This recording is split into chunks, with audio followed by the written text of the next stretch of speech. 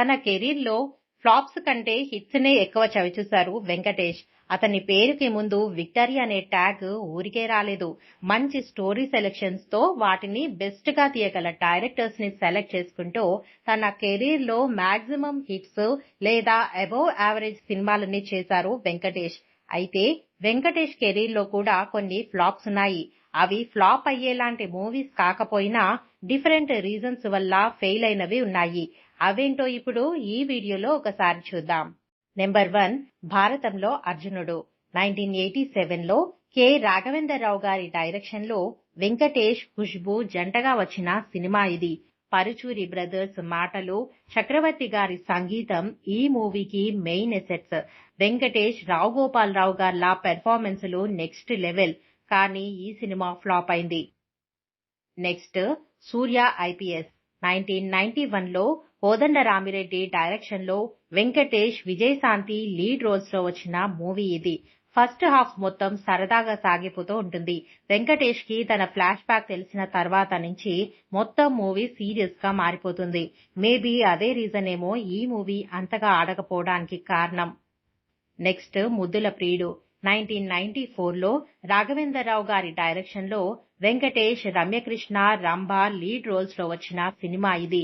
Venkatesh best performance లో ఒకటి ఈ సినిమా. ఇద్దరి హీరోయిన్స్ తో వెంకటేష్ రొమాన్స్ కూడా బాగుంటుంది. సాంగ్స్ అన్ని సూపర్ హిట్స్.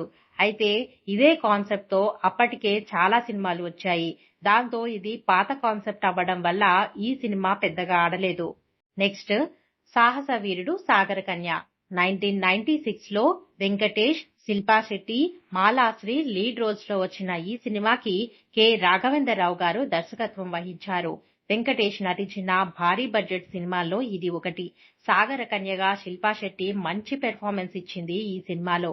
భారీ తారాగణం. అయితే ఇలాంటి స్టోరీస్ కి అప్పటికి లైఫ్ అయిపోయింది. మాయలు, మంత్రాలు, నిధులు ఇలాంటి స్టోరీ లైన్ చాలా పాతది. అందువల్ల ఈ మూవీ ఫ్లాప్ అయింది.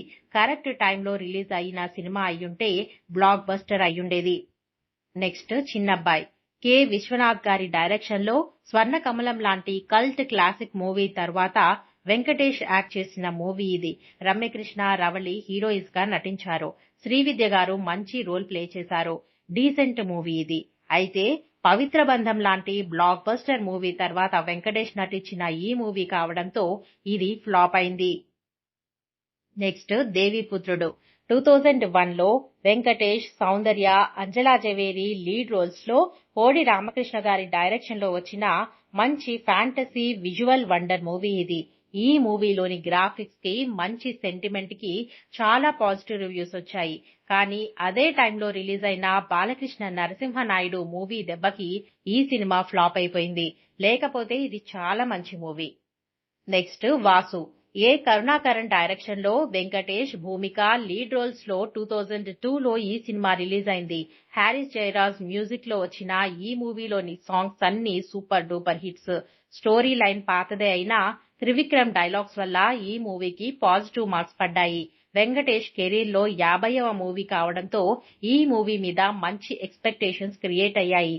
అయితే తొలి ప్రేమ మూవీకి కొంచెం దగ్గరగానే ఈ స్టోరీ లైన్ కూడా ఉండడం, జనరల్ గా కరుణాకరన్ మూవీస్ లో హీరోయిన్స్ కి ఇచ్చే ఇంపార్టెన్స్ ఈ మూవీలో హీరోయిన్ కి లేకపోవడం వంటి చిన్న చిన్న కారణాల వల్ల ఈ మూవీ అంతగా ఆడలేదు.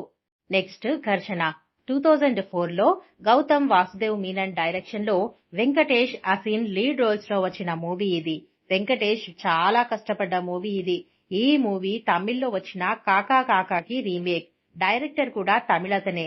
అందువల్ల కొంచెం తెలుగు నేటివిటీ మిస్ అయింది. వెంకటేష్ యాక్షన్, మ్యూజిక్ ఈ సినిమాకి చాలా ప్లస్ పాయింట్స్. మిక్స్డ్ రివ్యూస్ వచ్చినప్పటికీ ఈ మూవీ ఒక మోస్తరుగా ఆడింది కానీ మంచి బ్లాక్ బస్టర్ అవ్వాల్సిన సినిమా ఇది. మరి వీటిల్లో మీ ఫేవరెట్ మూవీ ఏదైనా ఉంటే కామెంట్స్ లో షేర్ చేసుకోండి. మరిన్ని ఇంట్రెస్టింగ్ వీడియోస్ కోసం ఈ ఛానల్ ని సబ్స్క్రైబ్ చేసుకోండి.